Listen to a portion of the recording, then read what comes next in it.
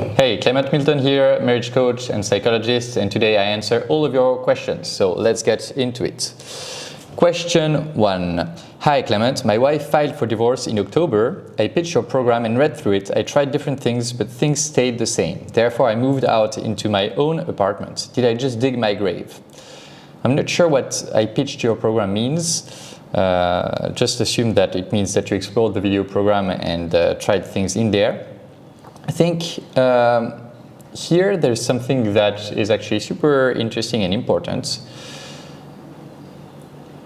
When us as coaches, we create a video course or a course of whatever form, you have to understand that we have to try to make it appeal to the biggest amount of people, to kind of correspond to the biggest amount of people, but at the same time, when you try to fit everybody in a way you fit nobody in, if that makes sense. Like, each situation has very specific details. It's like there are some commonalities, there are some common traits, there are some patterns, which is what allows us to create programs that fit a lot of cases that we will encounter, but at the same time, you have two humans, the married couple, trying to make something work, or sometimes just one in our case, trying to make something work. And there are so many details that first, you're not necessarily conscious of in your behavior, in the way that you show up, but also in your spouse's behavior and in the way that they show up. And for example, many times in coaching, I have clients telling me, like, portraying me how they think the relationship is going. And then when I dig deeper, I realize that they completely miss how they show up. They don't realize how, for example, I'll just give you an example that's easier. I had a guy recently who, sorry, I just got distracted. I realized that there is like a piece of construction broken on the terrace that's not supposed to be there. I don't know where it came from, if it came flying or whatever. Back into it, yeah. So I had this guy who came to me not understanding why his wife wanted a divorce, why she refused to talk to him anymore. And I realized by him talking to me that anytime I would confront his ideas, he would switch. He would come into my face. He would speak louder, speak faster, speak with a more aggressive tone. And I was like, well, to me, I'm your coach, you pay me to be here, you pay me to try to help, so I'm gonna stay. But if I was your wife, first I'd be scared, and second I would want to run away, because I literally have a dangerous man showing me signs of aggression. And he didn't realize how much of his behavior was actually violent and aggressive. He didn't realize that. And so, if basically he only had his own interpretation to use when he applies the program, then for sure he would have applied the wrong tools at the wrong time, because he doesn't see basically the reality of his situation. So that's the problem when you try to apply a video course by yourself. Either you have a very sharp interpretation of what has happened, very accurate interpretation of what has happened, and therefore you can pick the right tool, but also understand the right timing, because a good tool in the wrong timing will backfire. Bad tool or average-ish tool, but in the good moment may work. So it's really more complex than just going in, taking a program, choosing a line, applying it, and it working. It can work, but it requires just basically a clear vision before that. And when you're in the gutter, when you're on the verge of losing your life partner, it's hard to have that clear vision, which is why coaching is just better. There's just no other way to frame it. Coaching is just much better because you have this outside eye who has experience, who recognizes your patterns, who recognizes your BS. I have so many times I have clients telling me a story in a way that I know they are consciously or not BSing me. And well, I will call them out on it. And I will say, well, you say this, but at the same time, before you said this, so which one is it? And then we can access the truth, or as close to the truth as possible, because we still miss half of the view of the situation, right? But at least we can get closer to the truth and therefore create hypotheses and an action plan that is closer to what has the best chance of working. Basically, that's how we do it. So, try different things, but things stayed the same. I can't really comment on that because I'm like, well, I don't know what you see in your situation and I don't know what you used. However, regarding I moved into my own apartment, did I just dig my own grave? In the vast majority of cases, I am against you leaving the apartment or you pushing your spouse out. For example, if a spouse has cheated and you want to kick them out, I'm against it. Why? Because it reduces the amount of times that you will be in the presence of each other, and therefore it reduces the opportunities that you have, the number of opportunities that you have to change how their brain reacts in your presence, to change the neural associations that your spouse has in relation to you. Or in other words, more precise words, more clear words rather. What you want, right now, your spouse, anytime they see your face, they have a negative emotion. What you want is when they see your face or hear your voice, that they have a positive emotion. And for that, you have to rewire their brain in relation to you, which means you have to accumulate experiences where they were in your presence and have felt good enough that the next time you show up, automatically their brain takes the route of it's going to be a positive interaction. And therefore, when something feels positive, people just want more of it because that's how our brain is made. When something feels good, people want more of that. And so if you reduce the opportunities you have of being in each other's presence, you reduce the opportunities you have to rewire their brain from seeing you as negative to seeing you as positive. So as a general rule, I would say, don't move out, don't ask them to move out. Now, there are some specific cases where the person just needs space and really needs it. Otherwise, if you force your presence, it's going to harden their position. Because there is also extensive proof in science that when someone is very dearly attached to an argument and you try to argue against it, it will force them to argue even harder and even to the point of inventing new arguments or reaching way back into the past to justify their position of the present. So there are some specific cases where actually momentarily moving out is the best solution.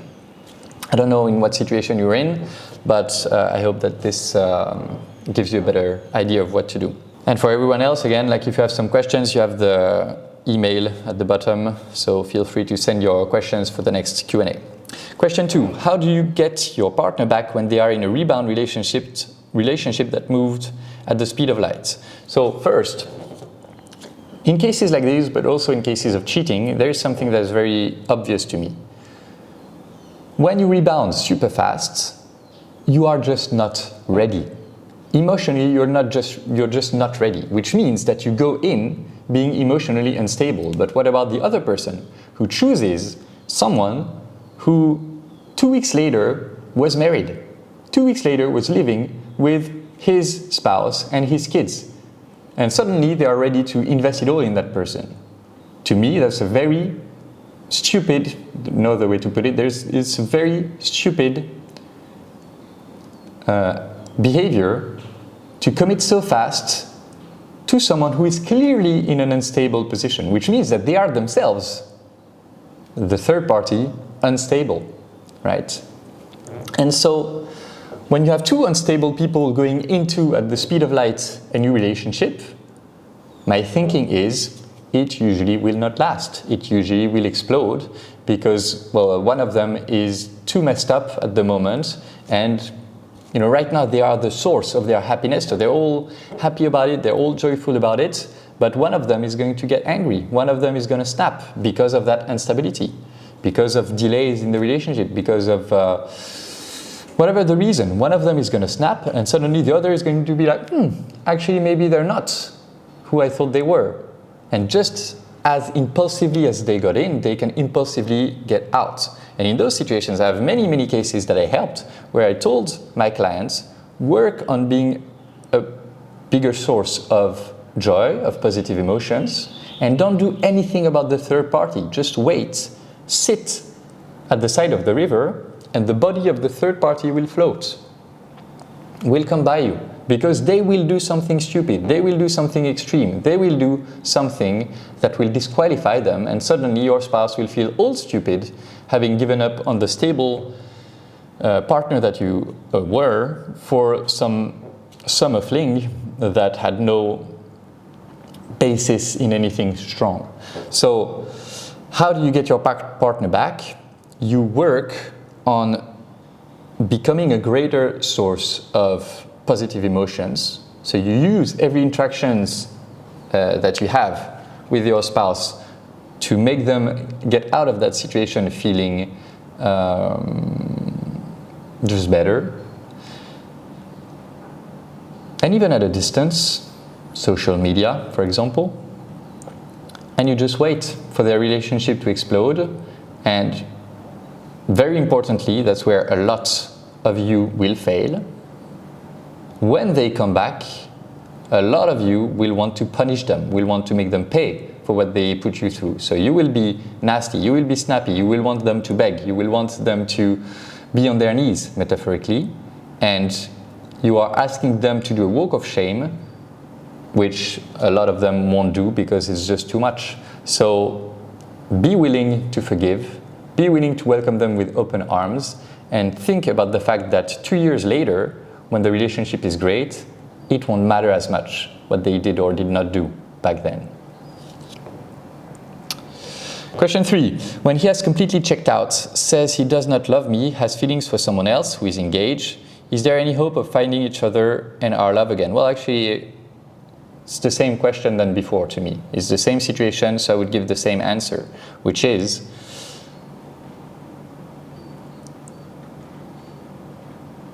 well, yeah, slight variation, because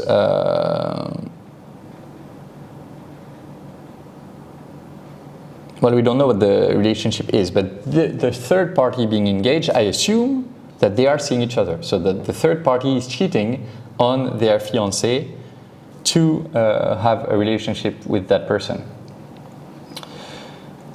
And so then same thing, like it's messed up to do that. It's messed up first to pursue someone who's engaged. It's obviously, well, I can't move that finger. It's obviously messed up as an engaged person to even talk to someone in a way that can put you in a position to even feel like you want to leave. So these two people, the spouse of the person who wrote me that email and the third party, those two people are in a just messed up mental state. And therefore, there's going to be a storm.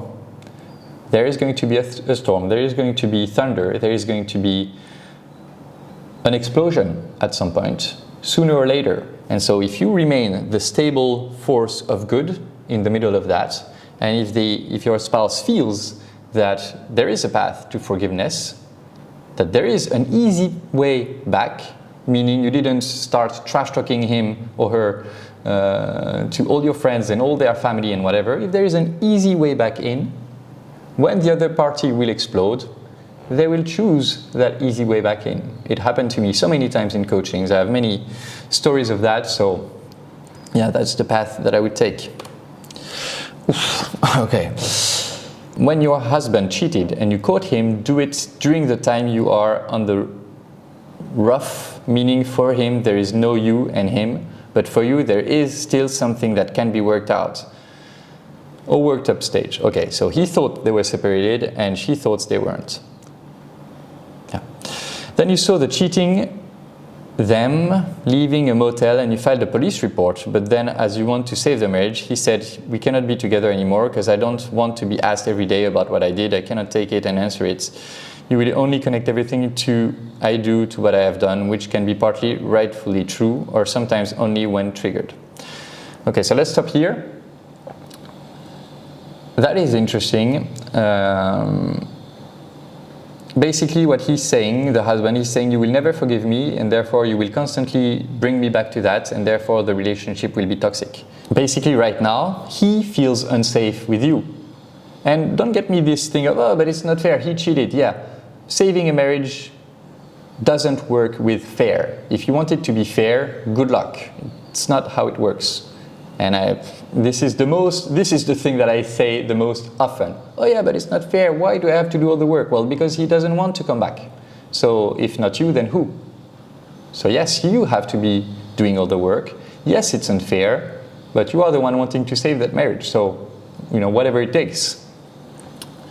So in this situation, he feels like he cannot go back because he will feel your judgment, he will feel your hatred, he will feel your anger. So in your situation, to me, the most urgent is to work on actual, true forgiveness and willingness to be hurt again. Because if you don't go in willing to be hurt again, you will go in defensive, therefore he will sense it, therefore he won't want to go back. So it's a bit tough because what are the likelihood that you get cheated on again? High. I'm sorry, high. High likelihood that you get cheated on again. But, well, if you want to save it, you have to be willing to risk it. Because the only way that you can save it is to really, truly risk it. To really, truly risk getting hurt again, because that's the only way that you would be going in fully relaxed and fully open. Is it best to accept it and leave to fate if you will get back together? No, because what do you mean fate? Like luck? No, I hate leaving it to fate. I hate leaving it to luck. To me, if you want it, you have to work for it. Define it as okay, let us space out for now. I will try to heal and forgive you and promise to not have external affairs until such a time we get back. So, promise to not have external affairs, useless. Didn't he promise before when he was getting married? And yet he had an affair. So to me this is adding pressure for no result, because the truth is if he wants to cheat, he will cheat. So what point does it do to force him to promise? And same for you, he couldn't trust you because he did it himself. So promising, useless. However, using time to heal and forgive, necessary. Now, I don't know the timing, how the relationship is. I don't know if it has to be done first before you can reconnect.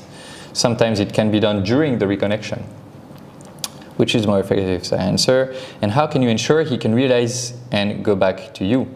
So that's you seeking certainty, you won't have it. You cannot be sure. So you have to risk it or give up. As you still want and trust that he loves you, but he's guilty and cannot face it, and you just acknowledge that you can forgive him. Sounds stupid, really, sorry. But what is the best approach and how to get that relationship back in order with him being more committed, accountable, and sorry? So, very simple. For him to be committed to the relationship, he needs to really feel good with you. And he needs to really value you.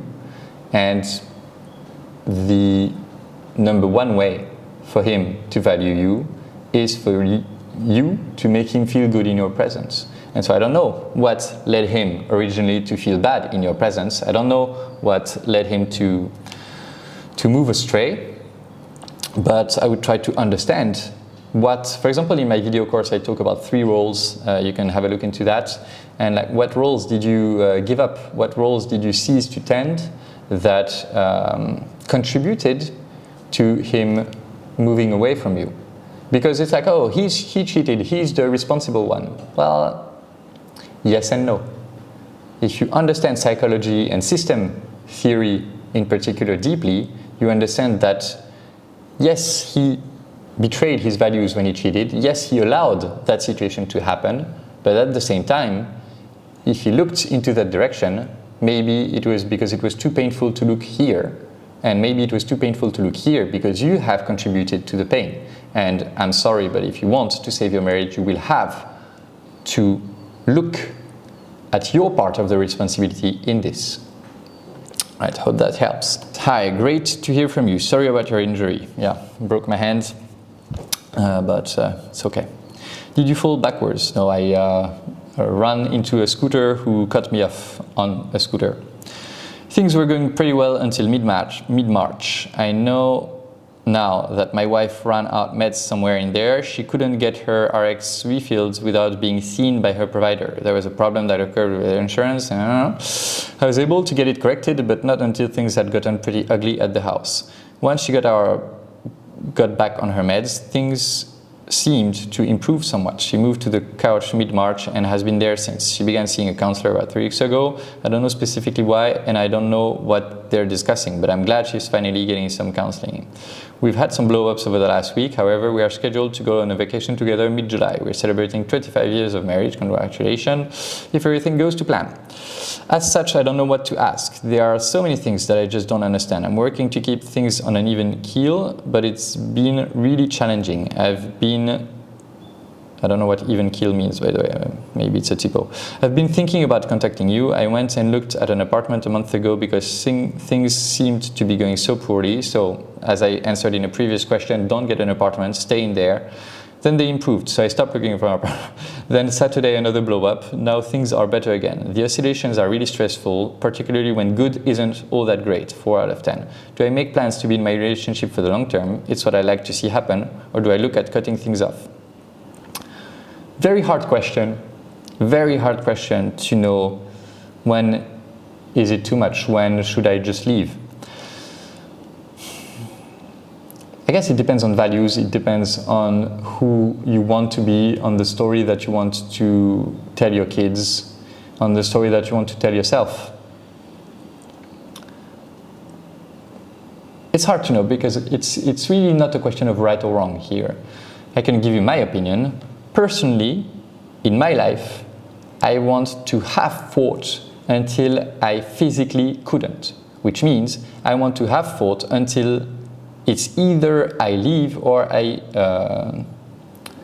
self-harm. I don't know how to say it without the video getting banned, but you see what I mean. I turn off my lights. So yeah, until I'm on the verge of doing that, I'm staying and I'm fighting and I'm trying and I'm testing things out and I'm just trying to find solutions. This is me. I'm not saying it's good, right? I'm not saying it's good. I'm not saying it's the right path. It's an extremely difficult path emotionally. It's violent. It's hurtful. It's so hard. But this is just who I am. I commit for life. I just don't want to leave when it's getting hard, because then what? The next time I'm in a relationship, it's getting hard, I leave again. I have no reason to not leave again if I left the first time, right? So, well, of course you can evolve and get there, you know? Evolve meaning change, not like it's superior. So, bad choice of word here, probably. So, yeah. To me, I would plan to be in your relationship for the long term. I would just continue to try to improve things, continue to test things out, continue to try to make tiny steps of progress, while also making sure that I have time to manage my emotions, that I can still tend to my emotions and can still care for myself, like coping and yeah, just treat me like a friend. So there is a need to find a good balance that allows you to just be in the fight longer, basically. But yeah, cannot tell you really what to do, only that personally I would keep fighting. And the meds, well, you saw already an improvement, which means that very likely there is a big biological component, hormonal component, and so a neurotransmitter component as well. And so it usually takes time to stabilize, and from that place it's also easier to try things and have them go at least okay and potentially good. So while I completely understand how hard it is and how much sometimes you just want to give up as a really self-protection, I would just fight for it, man. Yeah. My wife has told me that she has built a wall around herself and blocked me out, that she doesn't trust me. How can I take that wall down and get her trust back? Been married for 36 years, separated for nearly 2, still trying to get back with her, still live in the same house. So, or unless her name is Nelly, maybe, I don't know. Well, the fact that you still live in the same house means that deep down, she wants you to figure it out. She wants you to find a solution. And even the fact that she said that she built a wall, well, she could have just not said it. So she's giving you the description of the problem. I feel unsafe, therefore I built a wall. So she's essentially asking you, figure it out. Find a way to make me safe enough that I take down that wall. So first I'm like, well, what got her to put the wall in the first place? What behaviors did you have that got her to put the wall in the first place instead of, for example, talking to you? So out of experience, I would say very likely you have been a pretty shit friend to her. Very likely you have been a pretty bad friend to her. Very likely you have made her feel judged. You have not made her feel listened to nor understood. So depending on how open it is, because I also have clients, I say, so has there been some interactions? And they say, no, nothing, like she didn't talk to me. And then we dig deeper and, oh yeah, it's true, like she asked me this the other day, oh yeah, it's true, she complained about work. Well, then she said stuff. So you have to be really honest here. Is she really not talking to you at all? Or is she talking sometimes, even small things? Because that's not the same strategy that you're going to adopt if there is even small conversations, or if there's just 0 word uttered in your direction, right? But basically, the general gist of it would be to try to make her feel more comfortable, to try to make her feel more seen, more understood. And so if there is conversation, that would be really sitting down with her whenever she initiates a tiny conversation, to stop whatever you're doing and to put all your focus on her and to try to first make her see that you care, and second, like help her unravel it a bit. Help her say a bit more. And when she stops, you stop, and it's fine, and it's good enough for that time, and then you try again the next time. And if there is no, that's just an example like this of what you can do, but if there is no conversation at all, then maybe it's how you, I don't know, clean the sink in a way that usually you don't, because you know that, oh, she likes it when it's clean. Usually I just go to work, I don't really take the time to do it in the morning, I do it in the evening. Well, you doing it in the morning is you sending in the message of, hey, I see you, I know that you don't like it, I'm trying to do better. Just a random example, but it could be how you prepare her coffee, it could be how you, I don't know, put your clothes in the special dirty clothes area, or it can be so many things actually that sends the message of I care, I'm trying to increase the level of comfort, meaning being comfortable, that you have around me. And just a few ideas, but obviously you can do certainly a million different things to improve that situation. Hi there, I don't really have anything to lose as he's already left our home, but there are still a lot of strings and confusion. My partner of 35 years and 4 children in a beautiful farm left me and our children last December after a 2-year emotional work affair, which also included losing his job as the principal of our children's school. Now, it's been humiliating and excruciating for us all. And while he's pursuing a relationship with the other woman who lives over the other side of the country, Australia, he's scraping together money for us to live on and tries to see the kids while are reluctant. He says he still loves me, but he's doing what he's doing. I have found a strength I don't know I had, but we miss him and love him. I'm not sure there's hope. He would have to face a lot, true, and then be willing to repair things. Do you have anything to offer here? Thanks you, I guess, for your time.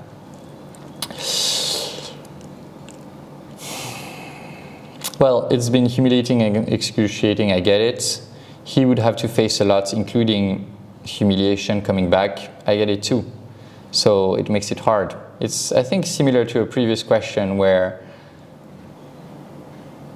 if he feels the weight of the judgment, if he feels like this story would matter, even remotely, like what he did, then it makes it harder. Now, it's hard to know like what happened with that woman based on what you wrote. It's hard to know what is still happening. It's hard to know the kind of relationship that he has with her, but also if he allowed himself to go there more and more, and like for 2 years, it means that necessarily something was lacking in your relationship. And so I would start there to try to understand what was lacking that he was feeling there. And depending on the relationship that you have with him, to either address it, depending on what it is as well, or to start trying to fill that gap again and trying to see if, so he loves me, he says he loves me. So if we consider that it's true, then maybe he loves me, but he just cannot be with me because he needs something too much. And so if I start feeling that, if I start giving that, then is the other woman still that important? Or does she become kind of surplus to requirements? That's the direction that I would be interested in. Can I make the other woman surplus to requirements? Can I make the other woman not necessary to him? In which case, it's just simpler and it makes more sense, it has more meaning to stay with you and with your kids. Yeah. My wife asked for a separation 6 months ago and entered into a personal crisis. She doesn't know what to do, but she doesn't give me space to try again. Even at slow pace, despite acknowledging she still has feelings for me. I haven't embarked in a new relationship thinking on her, but little has changed for 6 months.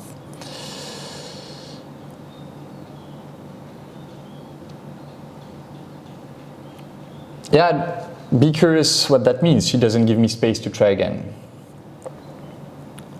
Similar question to before, is there zero contact or is there interactions? In which case, she may not give you space per se, but still give you opportunities to make her feel safer. Now, personal crisis also depends what it means. I would assume that it means like midlife crisis or a crisis related to perimenopause or menopause, which often happens that women just put everything into question when they are in such a hormonal state is pretty bad, and there is just not enough education on that.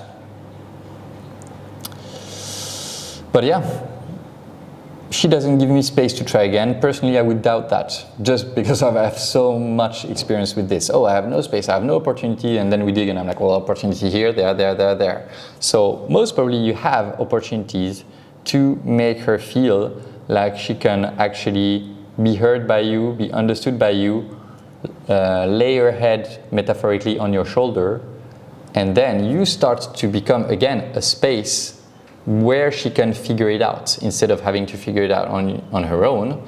And well, you build from there, first by becoming a friend, then becoming a great friend, then becoming her best friend, and then from there you can, when she feels better, reignite the fire, basically reinvest in the lover side of your relationship. Hi, thank you for writing. I found your program helpful in the sense that it made me more patient towards my husband. We've been together 20 years, married for 15. Unfortunately, last year he fell into depression and shut down, became emotionally unavailable towards me and my daughter. In January this year, he started seeing one of his band colleagues. No matter my efforts crying couple course I bought, he refused couples therapy. He kept investing emotionally in that relationship. From those courses, we learned that I was the anxious and he was the avoidance, and expressed love differently. Yeah, so I would assume that even like my efforts crying, that you jumped in it, that you tried to pressure him, like push him. Why are you so close to me? Why are you different? No. And that pressure, because he's avoidant, made him run away. And he had that woman that was waiting, that was just warm, open arms, and it felt easier. That's kind of a typical situation that I see. Moved out on the 17th of February. I already mentioned this, don't move out. That is when the relationship moved into a sexual area, yeah. Long story short, after 4 months of hell, we got back together at the end of April. Obviously, in the meantime, I did therapy, so did he, but he still doesn't want us to do couples therapy, and I don't understand why. I also have a question: how does one forgive completely and move on after cheating? I love him and he loves me, but it's still hard. So couples therapy, to me, I really dislike it. I think it just shouldn't be attempted because it's too hard. The therapist will always side with one or another, even discreetly, which will just put the whole relationship in a toxic state. I just don't like it. And I think that obviously he doesn't want to go because he knows that he will be the one that will be targeted. He will be the one made to feel wrong. And so why would he go there to just feel attacked? Like, he knows, obviously, that he cheated. He doesn't need a therapist to, you know, make him feel even worse than he's feeling now. So I get it. And yeah, I think that it's useless.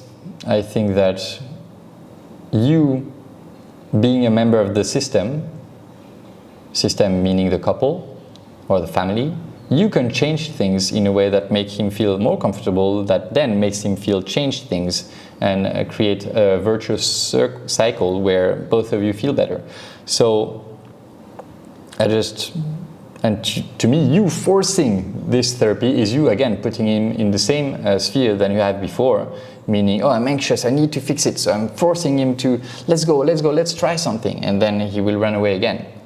So just stop pushing that hard and start to slide into a position where you feel calmer, and he feels just more comfortable in your presence. That will do 10 times more than any couple therapy would.